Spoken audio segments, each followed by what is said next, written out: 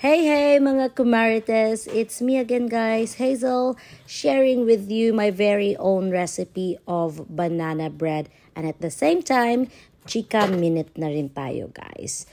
What is your biggest regret in life? Because as for me, I can say that my biggest regret is not able to finish my college or uni.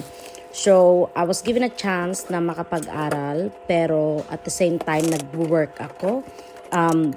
Mas napagod ako, mas nag-give up ako kasi sobrang pagod pagsabayin ng pag-aaral at saka pagtatrabaho.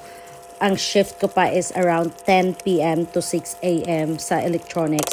Tapos, from 7:30 in the morning naman until 4 or 5 in the afternoon yung pasok ko sa school. So, I'm lucky enough kung magkakatulog ako ng mga around 4 to 5 hours during that time. So, on the second year na mag-enroll, nag-give up ako. Sabi ko, ayoko na, hindi ko kaya, nakakapagod. At the same time, may anak na ako nung nag-aaral ako ng college. Kaya talagang dobleng pagod yung naranasan ko at talagang nag-give up ako. So, yun lang yung greatest regret ko talaga.